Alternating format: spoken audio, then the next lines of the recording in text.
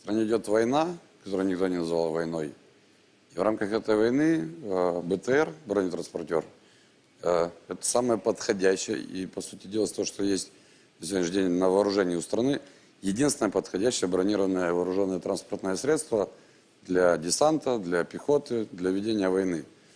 Я уверен, что большинство из тех, кто находится в этой студии, были не так давно на Киевской левобережке на выставке «Зброя та безпека».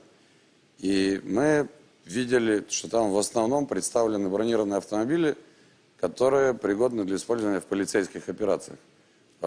Достаточно понять размер и высоту этих машин, чтобы понять, что на них хорошо разгонять демонстрации или заниматься зачистками в тылу, но это не техника для передовой. Функционал БТР – это, условно говоря, это маршрутное такси, которое довозит войска до танчиков, и танчики уже вместе с пехотой разбираются на передовой с врагом.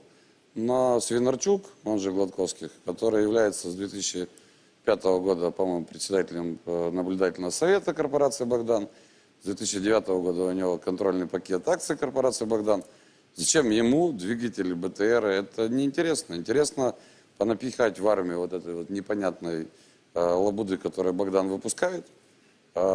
Тесты они не проходят, сравнительные тесты они не проходят. Армия принимает это все просто потому, что это человек, который с первого дня Порошенко в бизнесе близок к президенту. И он сейчас занимает должность первого заместителя главы Совета национальной безопасности и обороны и занимается решением коммерческих вопросов. Это совершенно очевидно. Войскам нужны БТРы. БТРы невозможно в нужном количестве, в нужном качестве поддерживать на передовой. Им на замену пытаются втюхать вот эти бронеавтомобили для разгона демонстраций. Убиваются два зайца. Себе зарабатываются деньги и на том, что идут поставки вот этой непонятной трехметровой брони. Они где-то насмотрелись мультфильмов, там стояли возле входа на выставку бронеавтомобиля. Один называется «Шрек», а второй называется «Фиона». Но это реально мультика. Такое впечатление, что у них что война в компьютере и в телевизоре, что в голове там, в принципе, какой-то рисованный мультфильм. Я понимаю прекрасно, мы в свое время в начале войны, мы у уволившихся прапорщиков вооруженных сил на эти БТРы покупали краденные прапорщиками раньше колеса.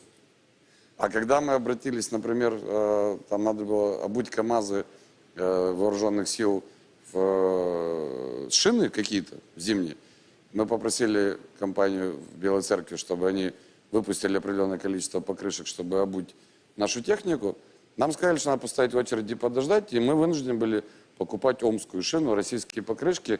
Это, к слову, о том, что многие говорят, не покупайте российские товары. А как их не покупать, если украинские товары никто вовремя в нужном количестве не делает?